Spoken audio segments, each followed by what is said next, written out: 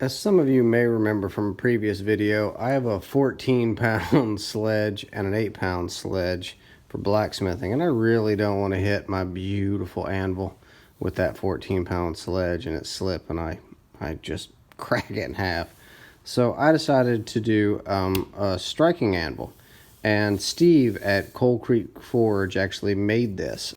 That is actually incorrect. It was Steve at Uncle Buck's Forge. And it comes in 5 pieces. So here's the striking face, and it's 1.5 inch laser cut steel, and then there's 3 feet, and this is the bottom. So the only thing it doesn't come with really is the legs, and it's a tripod. I cut everything at 10 degrees, and it doesn't come with the sand and oil that you put in the legs to make it heavier on the bottom. Let me show you what the different pieces look like. So this is a 1-inch hardy hole, again laser cut. I'm clean that up just a little bit with a file. It's not supposed to be perfect, but I'll make it that way.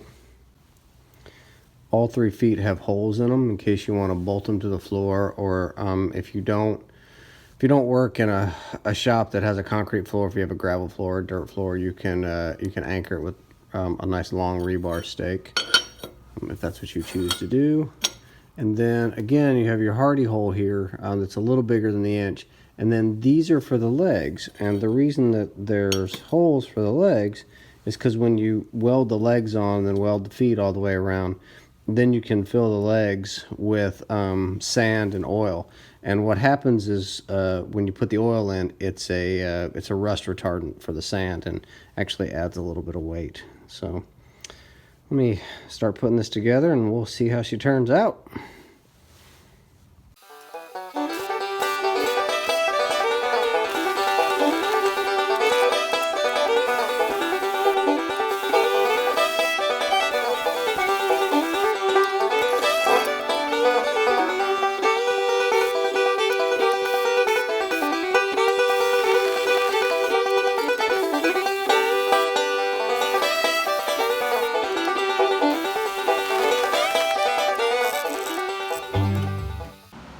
I'm not gonna lie to you, I'm particularly happy with that weld. Stacking nickels. I could have less splatter in my life, but I'm using fluxcore wire. But yeah, I'm real happy with that. So the legs are on, and all the welds look good. I do need to clean it up. I still need to take a wire brush to it. And I'll go ahead and fill these legs tomorrow night with oiled sand. And then I will weld on the second piece of the 1.5 inch, making sure to align the holes properly. I do need to clean these up. These are kind of sharp, and that's a nice way to chip steel. So I'll clean up the edges with a file. And now I'm not going to do a continuous bead all the way around. I'm just going to put, bead, bead, bead, bead, bead, bead sort of thing. So I copied the height actually from one that Brian Bozell talked about in one of his posts. It's 24 inches tall to the face here. Now normally my anvil sits here, which is about 8 inches above this, but what that will allow with a big sledge is more movement and more follow through. So as I was welding together the striking anvil, I posted a couple of pictures on Instagram.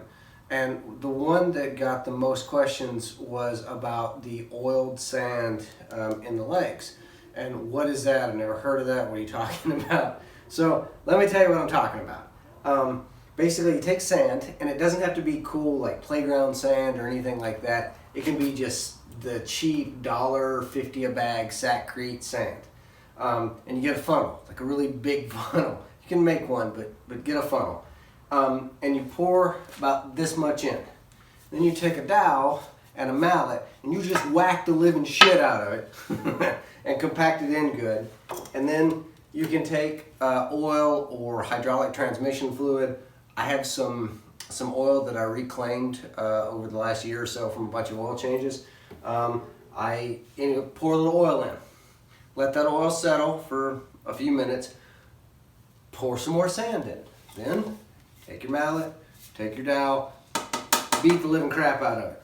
And then you continue with oil, sand, oil, sand, oil, sand, all the way up to about here.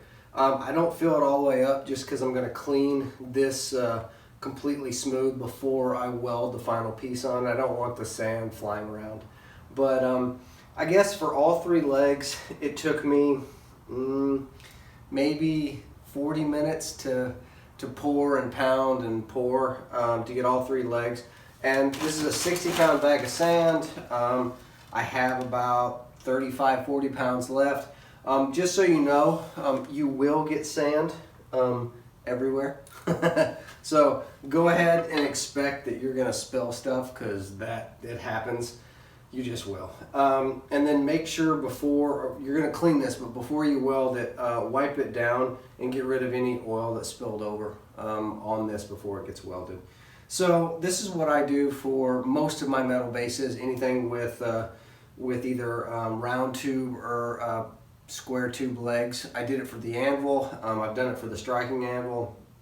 I've done it for a couple things around the shop. It just adds some additional pounds to the base. And the reason for the oil is twofold. One, it allows additional weight into the leg without any chance of like a freeze thaw sort of thing. It fills any gaps between the sand. And it also is a rust retardant. So if you have sand, silica, it will draw moisture. If you have a layer of oil and it's soaked with oil, then you're not going to have internal rust in your legs. So that's what I meant by oiled sand filled legs.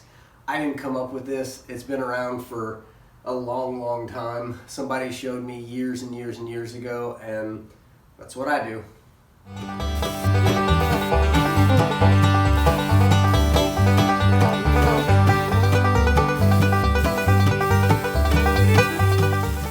So because of the type of material, it's A36 and then the thickness at 1.5 inches, I went ahead and did a root pass just to stick the pieces together.